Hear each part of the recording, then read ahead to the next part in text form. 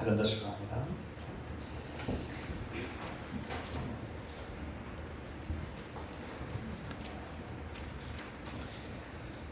여러분은 감사의 마음이 있습니까? 감사한다면 무엇 때문에 감사드리고 있습니까? 만약 감사를 느끼지 못한 분이 있다면 그 이유는 무엇입니까? 왜 감사가 나오지 않습니까? 물론 여러 가지 이유가 있겠죠. 저는 이 말씀 묵상하면서 오늘 개인적으로 지난 삶을 돌아볼 때 감사한 일이 셀 수 없이 많았음을 고백합니다. 매 순간마다 모든 것이 완벽하지도 않았고 또 부족한 것이 많았고 또 문제가 여전히 많았음에도 불구하고 감사할 일이 더 많았음을 고백합니다. 지금까지 저를 돕는 사람들이 있었고 또 관심과 격려해 주신 분도 있었고 어려울 때마다 위로해 주신 분들, 친절을 베풀어 주신 사람들, 또 저를 사랑해 준 사람들, 참 못나고 부족한 사람인데 사랑해 주고 보살펴 주고 그렇게 섬겨 줬던 사람들의 그 아름다운 기억이 있기에 감사할 수밖에 없습니다. 그보다 더 중요한 이유가 있습니다. 우리가 감사해야 될 더 중요한 이유는 돌아보니 이 부족하고 연약한 사람을 사랑하고 섬기고 돌보게 하신 사람들이 함께 하시도록 그 만남과 관계를 인도하시고 지켜주신 분이 바로 하나님. 그 하나님께서 제 평생 동안 함께 하시고 동행하시고 돌봐주시고 하나님의 은혜로 그렇게 살게 하셨음을 깨닫고 감사드릴 수밖에 없습니다. 또한 나아가서 감사가 일상생활에서 자연스럽게 일어날 때도 있지만 이 감사하는 마음은 우리가 훈련을 통해서 이루어진다는 것을 알 수 있습니다. 때로는 어떤 중요한 감사의 계기를 통해서 감사를 느낄 때도 있고 때로는 적적인 자신의 의지를 가지고 깨달을 때 내가 감사할 조건을 열심히 찾아낼 때 감사할 때도 있습니다. 때로는 자신의 깊은 성찰을 통해서 자신의 삶을 돌아볼 때 부정적인 일도 있었지만 기쁘고 행복한 일들에 대한 기억 때문에 감사할 수도 있습니다. 이 모든 것들은 그냥 자동으로 자연스럽게 이루어지기보다는 훈련을 통해서 우리가 깨달아야만 이루어진다는 사실을 알 수 있습니다. 우리가 자녀들을 키워보면 어린아이일수록 고마움이라는 표현을 잘 못합니다. 아이들에게 부모가 감사를 가르치고 어떤 선물을 받거나 어떤 도움을 받거나 친절을 받았을 때 그의 선의에 대해서 감사를 표현하라고 이렇게 인사하는 것도 가르치고 고맙습니다라고 가르치죠. 그 가르침이 없다면 아이들은 고마움을 못 느낍니다. 아니 느끼더라도 깨닫지 못하고 그냥 자연스럽게 당연한 것으로 여길 때가 있습니다. 그래서 앞에서 말씀드린 것처럼 이 감사는 깨달을 때 그것이 고마운 일이라는 것을 자각하고 자신이 그것을 깨달을 때만 이 훈련을 통해서 감사가 더 풍성하게 넘쳐난다는 사실을 알 수 있습니다. 여러분 마음속에 감사의 마음이 있습니까? 그렇다면 그 감사의 마음을 고백하고 표현하고 나누는 법도 배우고 훈련해야 할 줄 믿습니다. 오늘 성경의 본문의 말씀에서 우리가 감사의 인물을 보게 되는데요. 그 전에 오늘 우리가 맥주감사주일 예배, 감사절 예배로 드리는데 출애굽기 23장 16절에서 주님께서는 너희가 하나님께 감사드려야 된다. 하나님은 우리에게 감사를 명령하고 있다는 것을 깨닫게 됩니다. 출애굽기 23장 16절 말씀. 너희는 너희가 애써서 밭에 씨를 뿌려서 거둔 곡식의 첫 열매로 맥주절을 지켜야 한다. 또한 너희는 밭에서 애써 가꾼 것을 거두어들이는 한 해의 끝 무렵에 수장절을 지켜야 한다. 여기서 두 가지의 절기가 나옵니다. 하나님께서 이스라엘 백성들에게 너희는 감사를 드려라. 감사 예물을 드리고 이 감사 절기를 기념하고 지켜라 이렇게 말씀하고 명령하고 있습니다. 그러니까 이 감사를 자동으로 이루어지지 않기 때문에 백성들이 당연하게 감사를 드리지 않기 때문에 하나님께서 명령하신 게 아닐까요? 이스라엘 백성들은 1년에 2번의 수확을 했습니다. 첫 번째가 맥추절, 초실절이라고도 하고 또 두 번째가 수장절. 앞에서 아까 출애굽기 23장 16절 말씀 통해서 우리가 맥주절과 수장절을 지켜라 하신 명령을 우리가 듣고 있습니다. 신명기 11장 14절 말씀 보면 여호와께서 너희의 땅에 이른 늦은 비를 적당한 때에 내리시리니 너희가 곡식과 포도주와 기름을 얻을 것이요. 여기서 이른 비와 늦은 비는 두 번의 경작과 또 두 번의 추수를 의미하는 것이죠. 그래서 이스라엘 백성들은 처음 수확을 초실절이라고 해서 이것을 맥추절이라고도 합니다. 이 맥추절을 지켜라 이렇게 명령하고 있고, 또 두 번째 추수에서는 수장절, 우리가 보통 말하는 수수감사절을 지켜라라고 명령하고 있습니다. 이미 제가 과거에 몇 번 말씀드렸듯이 이 맥추감사주일이나 추수감사주일은 엄밀하게 따지면 성경의 의미에서 약간 좀 변형된 우리 토착신앙에 맞춘 그런 절기라고 할 수 있습니다. 그래서 이스라엘 백성들이 지키던 그 절기와 우리가 지키는 절기가 조금 다른 의미가 있습니다. 일반적으로 오늘날 많은 사람들이 하나님께서 농사 지은 결과, 농산물의 어떤 풍성한 결과를 하나님께 감사드리는 그런 절기로 이해하는 경우가 많습니다. 물론 그것도 중요한 1차적인 의미가 있습니다. 농사의 결과, 우리가 먹고 사는 문제를 해결해 주신 하나님께 감사드리는 것, 이것도 중요한 감사의 제목이죠. 그러나 성경이 이 절기를 지키라고 명령하는 더 근본적이고 핵심적인 본질적인 이유가 있다는 것입니다. 제가 결론을 말씀드리면 이 모든 절기의 핵심은 바로 출애굽 정신에 있습니다. 출애굽 정신. 이스라엘 백성이 하나님의 은혜와 권능으로 이집트의 노예살이에서 해방되어서 자유를 얻었습니다. 전적인 하나님의 은혜죠.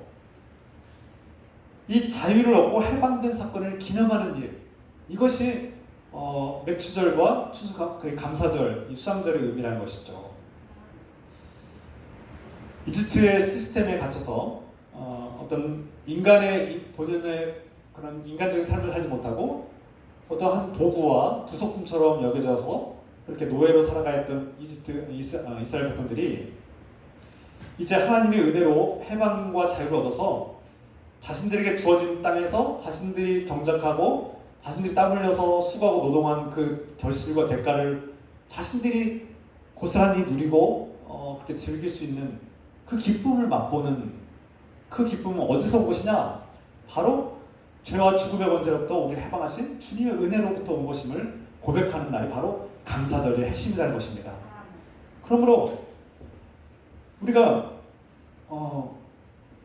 어떤 내 노력과 어떤 현실적인 풍성한 결실이 있기 때문에 감사드리는 것이 아니라 하나님께서 그 죄와 죽음의 권세로부터 인간답게 살지 못하는 비인간적인 삶의 소리를 그 굴레에서 벗어나게 하신 하나님의 그 은혜를 감사하고 그 해방과 자유를 기뻐하는 절기가 바로 감사절이라고 할 수 있는 것이죠. 이스라엘 백성들은 이집트에서는 모든 노동과 인격을 빼앗긴 그런 노예의 삶, 자신들의 소유는 절대 인정받지 못하고 자신들의 노동에 대한 대가도 받지 못하고 그렇게 모든 인생과 삶을 빼앗긴 채로 살았던 그들이 이제 진정한 인간답게 사는, 인간다운 모습을 회복하고 하나님의 본연의 그 인간의 형상을 회복한 삶이 시작된 것이죠. 이것이 감사드려야 될 이유라는 것입니다.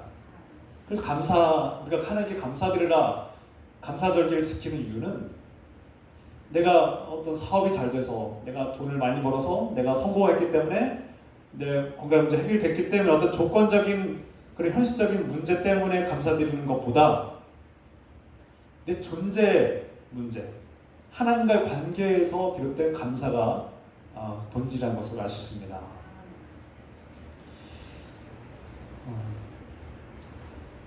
자신들이 이집트에서 가나안 땅으로 옮겨온 이스라엘 백성들은 이 모든 것들이 자신의 노력으로 자신들의 수고로 얻어진 것이 아니라 하나님께서 주셨다는 확신과 믿음을 갖기 때문에 이런 감사를 드리시는 것입니다. 이런 원리를 따지면 우리는 내가 수고하고 내가 땀 흘리고 내가 노력해서 얻은 삶이고 내가 투쟁하고 이 전쟁 같은 인생에서 내가 투쟁하고 싸워서 얻어낸 결과물이라고 생각할지도 모르겠습니다. 그러면 감사할 이유가 없죠. 내가 노력해서 내가 뛰어나서 얻은 결과물이라면 하나님과 상관없는 것이고 하나님께 감사드릴 이유가 전혀 없습니다. 그런 생각을 가지고 사시는 분들이라면 하나님과 관계가 없는 분들이에요. 자연의 본성과 순리대로 세상의 법칙을 따라서 내가 노력했기 때문에 내가 얻은 산물이고 이 모든 것은 우연히 얻은 것들입니다. 이런 생각을 가지신 분들은 감사를 드리자, 감사절을 지키자 하면 와닿지 않을 것입니다. 우리 현실을 돌아보면 절망적이고 때로는 어둡고 여전히 문제투성이고 내 감정은 감사할 그런 여유가 없는데 어떻게 감사가 나오겠습니까? 그러나 이스라엘 백성들은 하나님의 명령을 받았습니다. 너희는 감사하여라. 적어도 1년에 2번은 이 초실절과 맥주절과 수장절을 지키면서 하나님께 감사를 고백하고 표현하고 나누라는 것입니다.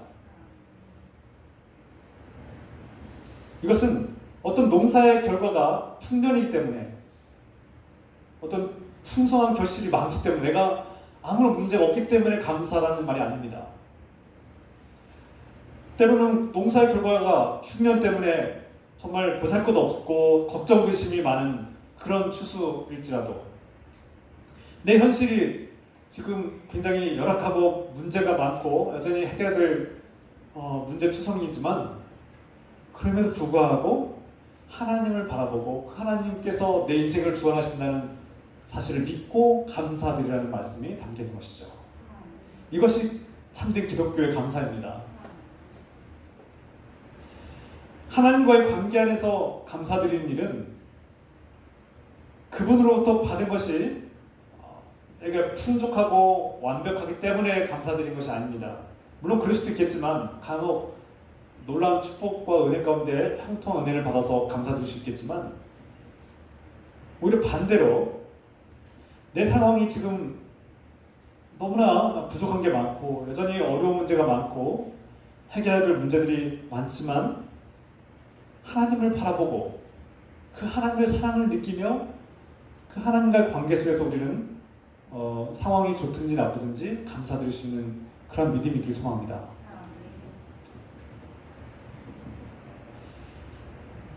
그러므로 감사란 철저히 하나님과의 관계 안에서 이루어집니다. 오늘날 시대가 변화되었고 이 맥주감사절을 재해석해야 될 필요성이 있습니다. 제가 재작년에도 말씀드렸죠. 오늘날 농업 중심 사회가 아니라 정보 산업사회 제4차 혁명 사회에서 이 추수에 대한 감사가 이 피부로 와닿지 않습니다. 그래서 많은 그리스도인들이 오늘날 맥주감사주를 드린 게 나에게 무슨 의미가 있는가. 그래서 많은 교회들이 대부분 그냥 상반기에 한 번, 하반기에 한 번 감사절을 드리는 것 정도로 이렇게 해석하는 경우가 많습니다. 물론 그것도 일리가 있습니다. 그런데 앞에서 말씀드린 것처럼 우리가 하나님께 이 감사절기로 이 감사절기를 지키는 이유는 하나님과의 관계 속에서 죄와 죽음의 원세로부터 해방된 우리를 자유케 하시고 해방시키신 하나님의 그 은혜를 기억하기 때문에 우리는 하나님과의 관계 속에서 감사할 수 있다는 것입니다. 여러분들이 그 죽어야 될 그 자리, 죄의 대가를 치러야 될 그 형벌의 자리, 그 사탄 마귀의 노예로 살아가야 됐던 그 자리에서 지금 생명의 자리로 옮긴 바 되었고 구원의 자리로 옮긴 바 되었고 하나님의 자녀로 이렇게 자리를 옮겨주신 그 은혜를 감사하는 것이죠. 오늘 본문의 말씀에서 한 인물을 소개하고 있죠. 예수님께 나와서 진정한 감사가 무엇인가를 우리에게 가르쳐주는 한 인물이 소개되고 있습니다. 누가복음 17장의 말씀이죠. 10명의 나병 환자가 멀찍이서 예수님을 쫓아오면서 소리를 지릅니다. 예수 선생님이여 우리를 불쌍히 여기소서, 예수 선생님이여 우리를 불쌍히 여기소서 하고 소리를 지르는 모습을 상상해 보십시다. 그들은 나병 환자, 오늘날 현대 한센병이라고도 하고 악성 종양이라고도 하시죠. 악성 피부 종양이라고 하시죠. 여러 가지 질병일 수도 있는데 그들이 예수님께 나와서 간절하게 호소했는데 예수님께서 뭐라고 응답하십니까? 14절 말씀. 가서 제사장들에게 너희 몸을 보이라. 여러분, 불치병으로 고통받고 서러웠고 비극적인 삶을 살고 있는 사람들이 용기를 내어서 그 예수님의 소문을 듣고 그분께 나아가면 질병이 치유될 수 있다더라 하는 이 소망을 가지고 어렵게 예수님을 찾아왔습니다. 예수님께서 마을로 들어가면 마을 사람들이 쫓아내기 때문에 못 만나요. 그러니까 길가이 외진 곳에서 지나가는 것을 알고 기다렸다가 예수님을 부른 것이죠. 그런데 예수님의 대답은 그들의 기대에서 완전히 어긋났습니다. 가서 제사장들에게 너희 몸을 보여라. 이게 예수님의 대답이었다는 거예요. 이 말씀을 선뜻 알아듣기 쉽지 않습니다. 곧바로 이해하고 받아들이기 어려운 말씀이에요. 왜 그렇습니까? 이 상황을 깊이 이해하려면 우리가 한 가지 특성을 이해할 필요가 있습니다. 예수님께서 지금 어딜 지나고 있습니까? 예수님과 그 일행 제자들이 지나가는 곳은 바로 사마리아 일대와 또 갈릴리 일대 그 사이 지역을 지나가고 예루살렘으로 가고 있는 중이었다. 이렇게 말씀하셨죠. 이 정황을 볼 때 역사적으로 사마리아 지역 사람들과 또 유대인들, 갈릴리 사람들뿐만 아니라 유대인들은 사마리아 지역을 차별하고 이방인 취급하면서 정죄하고 무시했습니다. 이것은 수백 년 동안, 거의 700년 동안 이렇게 이어진 역사였고요. 또 반면에 사마리아인들은 자신들을 동족으로 인정하지 않고 같은 백성으로 인정하지 않고 이방인 취급하는 유대인들에 대해서 적대감이 있죠. 분노와 미움과 갈등이 이렇게 계속해서 오랫동안 수백 년 동안 쌓여왔고 그런 사회의 정서 문화가 있다는 것입니다. 이런 상황에서 이 10명의 나병 환자들은 예수님께 찾아왔다는 것입니다. 이 10명의 나병 환자들은 아마도 성경의 이 정황을 볼 때 사마리아인들의 무리로 여겨집니다. 사마리아인들이 유대인들을 바라볼 때 곱지 않은 시선으로 적대감과 분노와 상처로 얼룩진 그 악감정을 가지고 그들을 바라보고 있는데 예수님은 유대인이기 때문에 유대인에 대한 그 생각이 좋지 않고 그다음 선입견이 가득한 그들이 예수님께 나올 때는 얼마나 큰 용기를 내었을까 생각해 보십시오. 그냥 지나가는 예수님 만나서 그냥 우리 고쳐주세요 이렇게 한 게 아니라 정말 수없는 고민을 하고 큰 용기를 내서 자신들이 가진 그 적대감이나 분노나 악감정들을 삭힌 채 내려놓고 예수님께 나온 것이죠. 그리고 다른 사람들이 자신들을 향해서 돌팔매질하거나 욕하거나 막 저주할 수도 있는데도 불구하고 간절하기 때문에 자신들의 이 비극과 불행한 삶을 제발 회복시켜달라는 그 간절한 마음이 있기 때문에 예수님께 나온 거 아니겠습니까? 그들은 큰 용기와 간절함을 가지고 예수님께 나왔을 것입니다. 그런 나병 환자들에게 그렇게 이방인 취급받는 사마리아인들에게 예수님께서 하신 말씀은 가서 제사장들에게 네 몸을 보여라.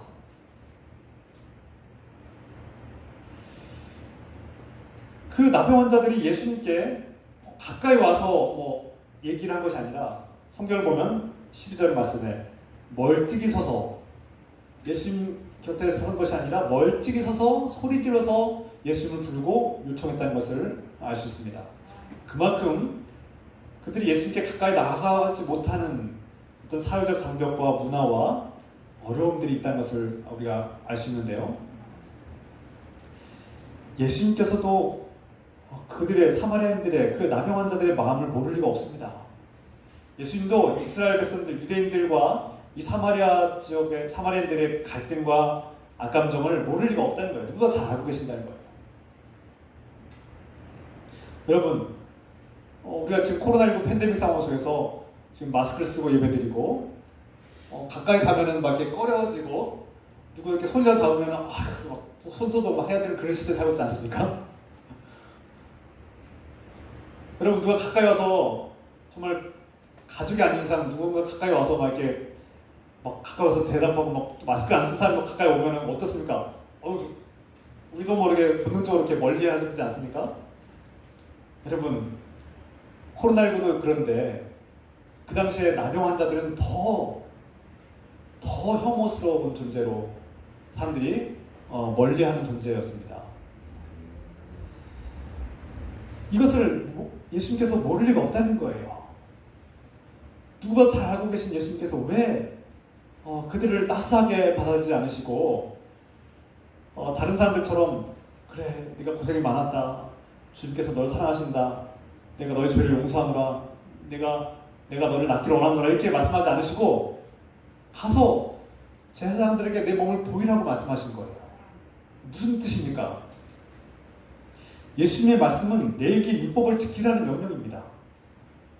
안 그래도 지금 유대인들에 대한 반감과 적대감이 있는 그 악감정이 있는 사마리아인들에게 유대인들이 지키는 율법을 사마리아인들에게 지키라고 말하면 이게 와닿겠습니까? 공감이 되겠습니까? 레위기 13장 2절부터 4절 말씀입니다. 만일 사람이 그의 피부에 무엇이 돋거나 뾰루지가 나거나 색점이 생겨서 그의 피부에 나병 같은 것이 생기거든 그를 곧 제사장 아론에게나 그의 아들 중 한 제사장에게로 데리고 갈 것이요 제사장은 그 피부에 병을 진찰할지니 환부의 털이 휘어졌고 환부가 피부보다 우묵하여졌으면 이는 나병의 환부라. 제사장이 그를 진찰하여 그를 부정하다 할 것이요 피부에 색점이 희나 우묵하지 아니하고 그 털이 희지 아니하면 제사장은 그 환자를 이래 동안 가두어 둘 것이며. 무슨 말씀입니까? 계속해서 여기서 하신 말씀은 이 제사장에게 가면 이 나병 환자들은 자신들이 부정하다 정죄를 당할 것이고 또 격리되거나 또 격리되거나 가두거나 이게 가두라고 했잖아요. 격리시키고 가두라고 했잖아요. 율법을 지키라고 명령하는 예수님 말씀을 들었을 때 이 사마리아인들이 자신들이 제사장에게 가면 어떤 결과가 일어날지 뻔히 아는데 가겠습니까? 가면은 정죄를 당하고 격리당하고 가두거나 아니 그것도 차마 가기도 전에 제사장에게 가기도 전에 마을에 들어서는 순간 유대인들은 오지 말라고 이 전염된다고 믿었기 때문에 불결함이 그 부정을 탄다고 믿었기 때문에 근처에 오면은 돌을 던져서 못 오게 했고 그 돌로 쳐서 죽일 수도 있었습니다.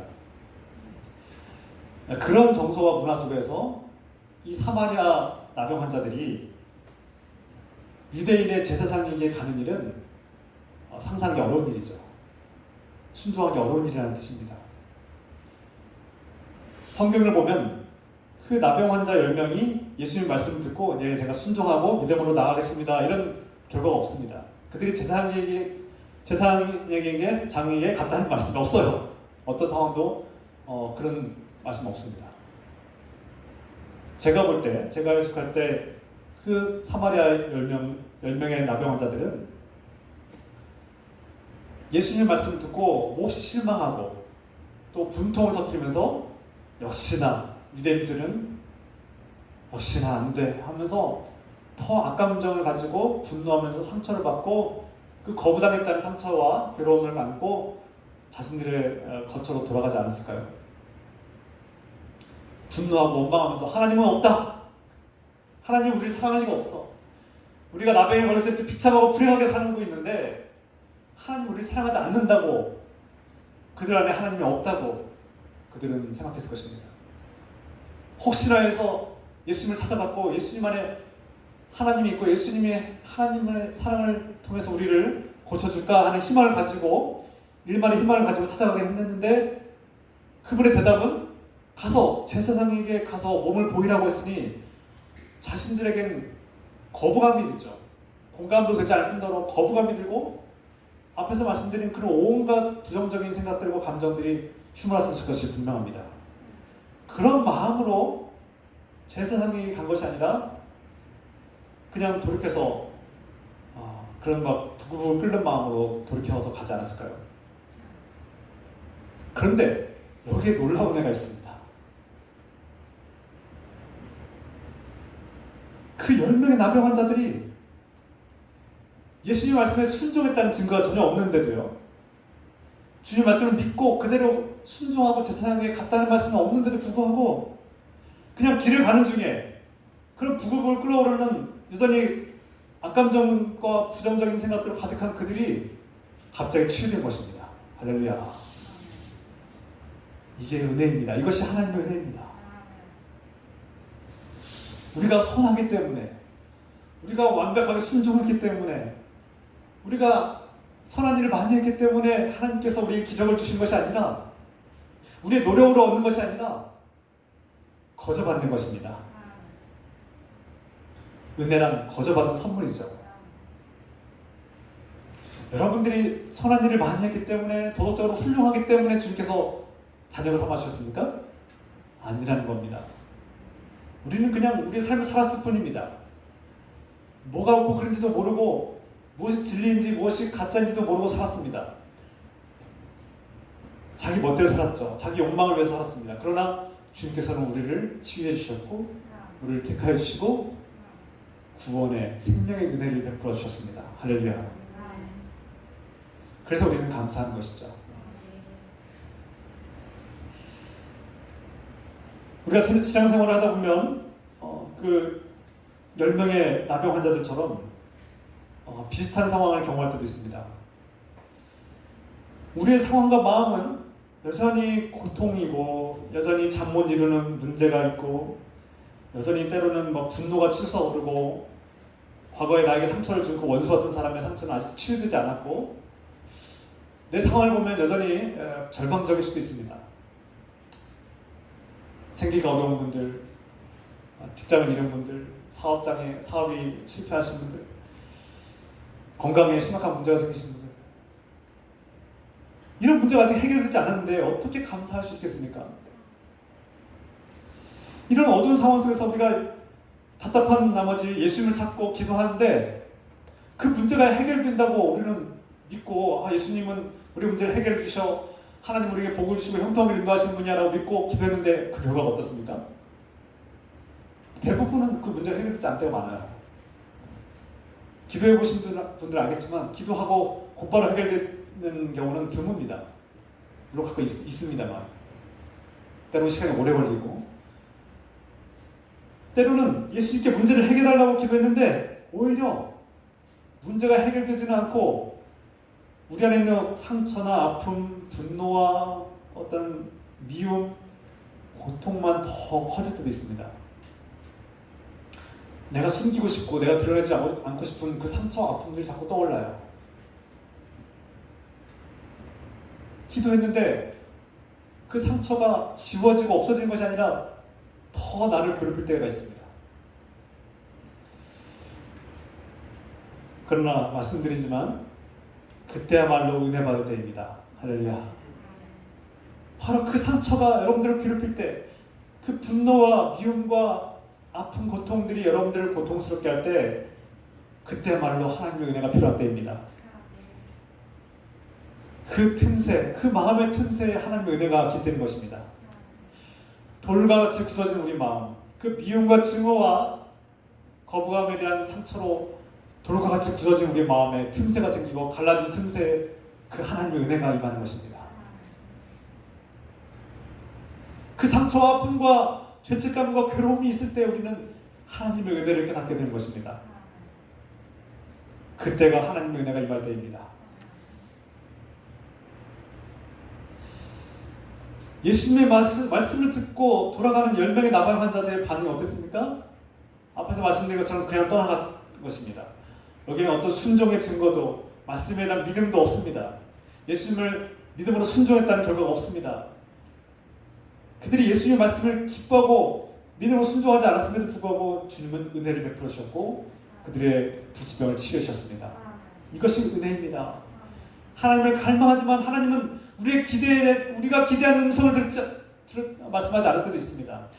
나는 형통함을 기대했는데, 나는 문제 해결을 기대하고 기도했는데, 나는 복을 받기를 기도했는데, 주님의 응답은 가라, 제사장에게 네 몸을 보이라고 말씀하십니다. 전혀 기대하지 않은 음성입니다. 듣고 싶지 않은 음성이에요. 아니, 순종할 수 없는 말씀이에요. 내가 제사장에게 가면 불을 보듯 뻔한 결과가 절망적이고 정죄와 가두고 격리시키고 쫓아내는 일들이 펼쳐질 텐데 어떻게 하겠습니까? 어떻게 주의 말씀에 순종할 수 있겠어요? 못합니다. 저도 못할 것 같아요.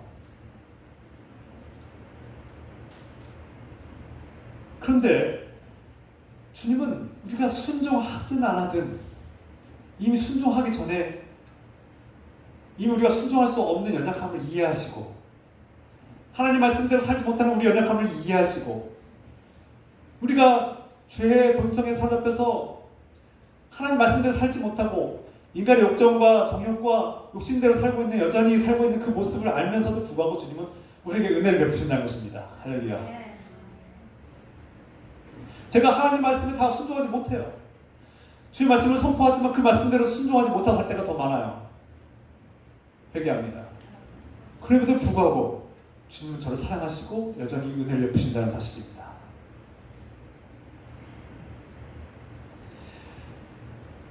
그런데 성경은 여기서 끝나지 않습니다.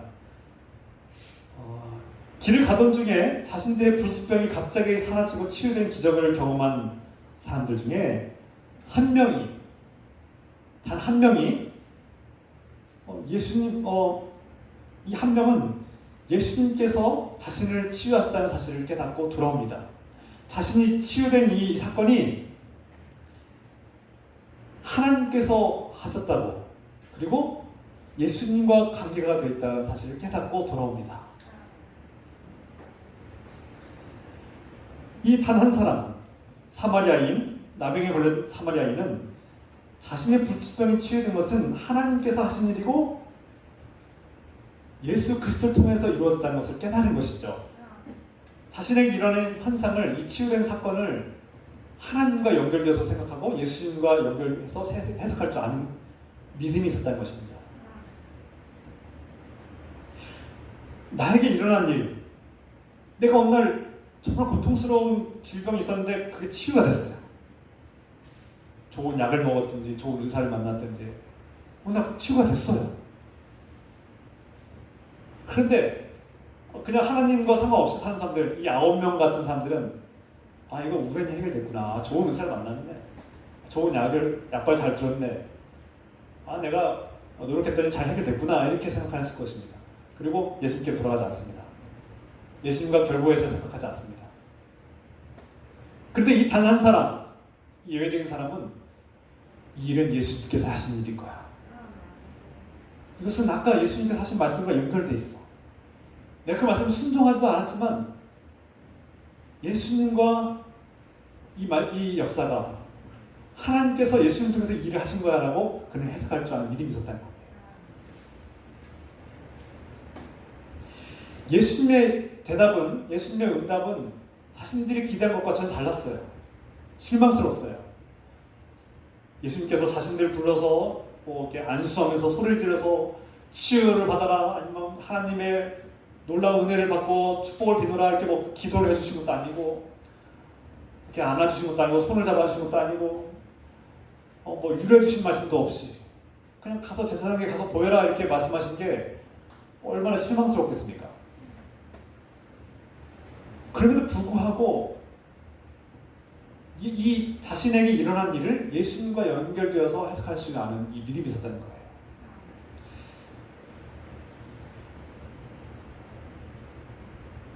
그는 치유받은 이 나병 환자 사마리아인은 예수님께로 돌아와서 발 앞에 엎드려 감사를 드립니다. 하나님 감사합니다. 하나님 찬양합니다. 예수님 감사합니다. 이것은 당신의 은혜, 당신의 놀라운 은혜입니다. 라고 엎드려서 감사할 줄 알았다는 겁니다. 예수님은 그에게 말씀합니다. 19절 말씀, 일어나서 가거라. 내 믿음이 너를 구원하였다. 이 나병 환자에게 놀라운 구원의 은총이 임합니다. 하나님의 기적을 경험하는 사람들이 많습니다. 하나님은 심지어 하나님을 외면하고 하나님을 거부하는 사람들에게조차도 은혜를 베풀어 주시고 치유 역사와 기적의 경험들을 주실 때도 있습니다. 하나님은 하나님을 사랑하는 거룩한 백성들에게도 비를 내려주시고 해를 주시지만 동시에 하나님을 모르고 살아가는 사람들에게도 햇빛과 비를 내려주십니다. 일반 은총이죠. 중요한 것은 이 비가, 지금 내리는 이 비가 하나님과 연결되어 있다는 것을 아는 사람들, 이 햇빛이 하나님께서 주셨다는 것을 아는 사람들이 바로 믿는 사람들이고 깨달은 사람들이죠. 이것이 하나님과 연결되어 있구나. 이 사건이 하나님과 연결된 거구나. 이것을 깨달은 사람들은 하나님 예수님께로 돌아온다는 것입니다. 그리고 예배하고 찬양하고 감사될 줄 아는 사람들이 된 것입니다.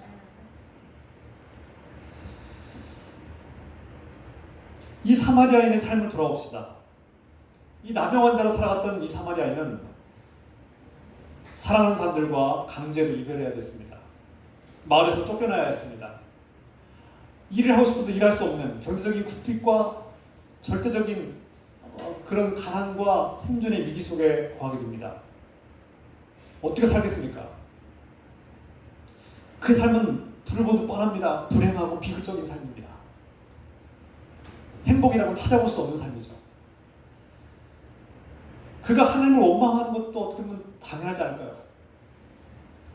하나님, 저를 사랑한다면 왜 나에게 이런 일이 펼쳐집니까? 라고 불평하고 원망하지 않았겠습니까? 그런데 이 나병 환자는, 이 하나님께 예수님께 돌아온 이 나병 환자는, 이 사마리아인은 율법을 지키지도 않았고 어떤 도덕적인 삶을 살지도 않았고 그렇게 고상한 사람도 아닌 것 같은데 하나님을 원망하고 거부했을 것이 분명한데 그럼에도 불구하고 하나님은 여전히 나를 포기하지 않았고 여전히 하나님은 내 삶에 함께한다는 사실을 믿었던 것입니다. 자신을 치유하신 것은 바로 하나님이 하신 것이고 하나님이 나를 포기하지 않았고 내가 그또 하나님을 원망하고 하나님 저주했음에도 불구하고 하나님은 나에게 은혜를 베푸시는 은혜의 하나님, 은혜의 주님이심을 깨달은 것이죠. 그래서 그는 하나님께 예수님께로 돌아오셨고 감사드리셨던 것입니다. 우리가 살면서 어떤 고통과 괴로움을 당하면 하나님 때로는 원망도 나오고 믿음이 사라지고 의심이 가득해지고 그렇게 좋았던 신앙이 어느새 다 무너진 채로 하나님을 원망하고 불평할 때가 있지 않습니까?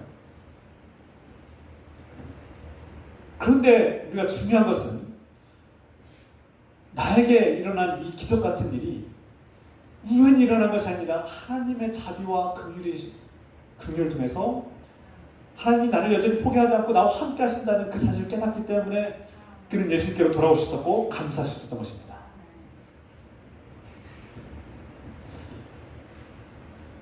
많은 사람들이 먹고 삽니다. 많은 사람들이 사람들과 더불어 살고 있습니다. 직장 생활을 하고 일상생활을 합니다. 그런데 믿음을 가진 사람들은 나에게 일어나는 일, 작은 일이든 큰 일이든 이 모든 일이 하나님과 연결되어 있고 하나님께서 나의 삶 속에서 일하시고 개입하시고 역사하시며 나를 돕고 지원하시고 돌보시는 분이라는 것을 깨달으면 감사할 수 있습니다. 때로는 내가 원치 않는 고난이 임할지라도 그 원치 않는 고통이 있을지라도 나를 훈련하시는구나. 나의 이 고집스러운 삶, 나의 욕심에 값싼 삶을 내려놓기를 훈련하시는구나.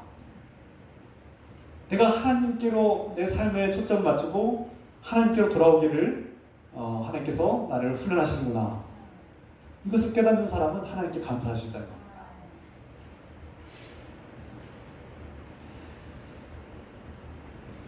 그래서 우리가 우리 현실이 어떤 문제가 해결되었기 때문에 감사한 것이 아니라 내가 풍족하기 때문에 내가 뭔가를 얻었기 때문에 감사하는 그런 조건적인 감사가 아니라 나를 사랑하시고 나를 포기하지 않고 내 안에서 일하시는 하나님과 그 관계 때문에 우리는 감사할 수 있는 것입니다. 내가 어떤 불행과 고통을 경험할지라도 그 절망의 나락에 떨어져서 나를 포기하지 않는 것은 바로 여전히 나와 함께 하시는 하나님, 나의 고통을 함께 짊어지시고 나와 함께 눈물을 흘리시면서 나를 위해서 기도하시는 하나님을 발견하기 때문에 우리는 하나님께 감사할 수 있는 것입니다. 여러분의 인생이 여러분 뜻대로 이루어지지 않는다고 해서 하나님을 원망하지 맙시다. 오히려 우리를 훈련하시고 여전히 사랑하시고 우리와 함께 하시며 우리 고통을 함께 아파하시는 주님을 발견하고 감사하며 나갑시다. 오늘 말씀 마무리합니다.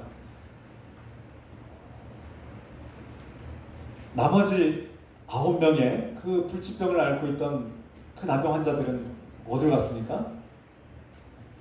하나님의 은혜로 자신들의 불치병이 치유됐음에도 불구하고 그들은 이 사건이 그 치유 역사와 기적이 하나님과 관계되어 있다고 생각하지 않았고 예수님과 관련되어 해석할 줄 몰랐습니다. 우연히 일어난 일. 그들에게는 그 안에 하나님의 사랑을 느끼지 못하도록 방해하는 어둠이 있었기 때문이 아닐까요? 나병으로 인해서 비극적인 삶을, 불행한 삶을 살면서 하나님을 원망하고 하나님을 거부하는 삶, 그것이 돌과 같이 굳어진 마음이 되어서 그들 마음속에는 하나님이 거할 자리가 없었던 것이죠. 하나님의 은혜를 받았음에도 불구하고 자신들이 구원을 받을 절호의 기회가 왔음에도 불구하고 그들은 이게 무슨 하나님의 뜻이야, 이게 무슨 하나님의 은혜라고 하나님의 은혜를 받았음에도 불구하고 하나님의 은혜를 깨닫지 못한 것입니다. 분명히 하나님께서 도와주셨는데, 분명히 그 도움은 하나님께서 하신 것인데, 분명히 그 위기와 절망과 그 죽음의 위기를 이겨내게 한 것은 하나님이신데 자기가 이긴 것처럼, 그냥 우연히 이긴 것처럼, 그냥 시간이 해결해 준 것처럼 생각한다는 것입니다. 그래서 그들은 감사하지 않습니다. 그들은 하나님께서 하셨다는 것을 모르고 지나갑니다.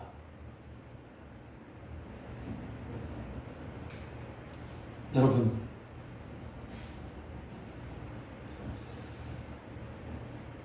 우리는 예수님을 찾긴 합니다. 어떤 사람들은 예수님을 찾긴 하지만 애초부터 예수님을 믿지도 않고 예수님을 찾으면 혹시 내 문제가 해결될까 하고 찾아갔는데 가서 제사장에게 내 몸을 보이라는 말씀을 들으면 실망해버립니다.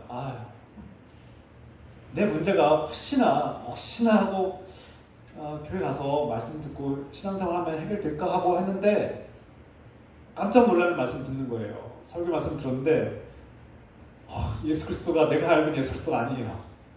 성경 말씀이 복을 주는 말씀이라고 생각했는데 복을 주는기는커녕 겁이 나요. 이게 순종 못하겠어요. 내가 순종했다가 내가 망하겠구나 이렇게 생각이 들어요. 그러면 떠나버립니다. 바로 이러한 생각을 가진 사람들이 9명의 사람들의 모습이 아닐까요? 어쩌면 우리의 모습이 아닐까요? 예수님을 찾긴 했어요. 어렵게 용기를 내서 예수님을 찾았는데 이 문제가 해결되기는커녕 가서 제사장에게 몸을 보여라 라고 말씀하니까 내가 듣기 싫은 말씀이에요. 내가 상상하기도 싫은 말씀이에요. 거부하는 일어날 말씀이에요. 내가 기대했던 것처럼 공감해 주지도 않고 나를 포용해 주지도 않고 위로해 주지도 않는, 복을 빌지도 않는 그런 예수님에 대해서 실망하고 돌아서 버리는 거예요. 주님은 그들을 불쌍히 여기고 은혜를 베풀고 구원의 기회를 주심에도 불구하고 깨닫지 못합니다. 그 구원의 기회를 외면해버리는 거예요. 그냥 가버리는 겁니다. 예수님께서 말씀하십니다. 왜 너 혼자 돌아왔느냐? 나머지 9명은 어디 갔느냐? 저는 이 말씀을 묵상하면서 이 두 가지의 모습이 우리 안에 있다고 생각합니다. 우리 안에는 이 9명의 육신의 본성을 가지고 살 때가 많습니다. 그 일이 하나님과 관계된 일일까? 정말 하나님께서 도와주셨기 때문에 그 문제가 해결된 걸까? 내가 그 절망적인 어려움이 있었는데 그냥 시간이 지나면서 해결된 거 아닐까? 그때 하나님 나를 도와주셨을까? 어떻게 도와주셨지? 주님 나를 만져준 적도 없고 나를 내게 돈을 준 적도 없고 나에게 축복을 빌어준 적도 없는데 내가 기대한 방식으로 이루어지지 않았는데 정말 그때 내가 절망적인 상황에서 내가 인생을 포기하려고 할 때 그때 주님께서 나를 도와주셨을까? 아닌 것 같은데 하고 돌아서는 이 9명의 마음을 가질 때가 있다는 것입니다. 이게 우리의 연약한 마음이에요. 그렇게 살 때가 더 많습니다. 그러나 문득 이 일이 예수님께서 하신 일일까? 내가 이 질병이 나았는데 이 문제가 해결됐는데 그 고통이 해결되었는데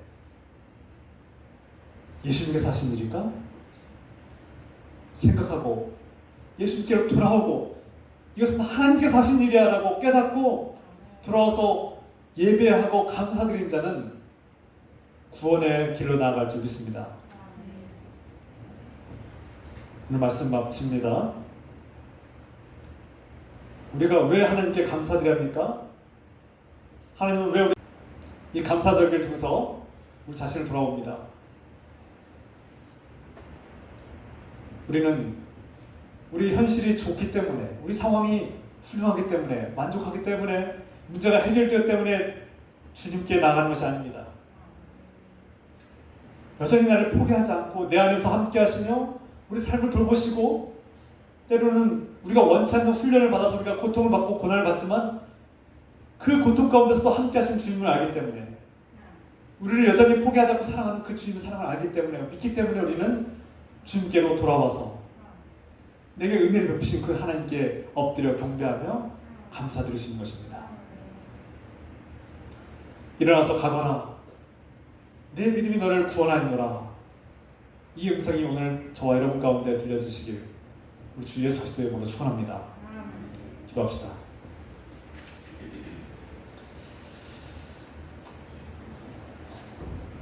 찬양합니다. 주의 말씀 삶의 등불이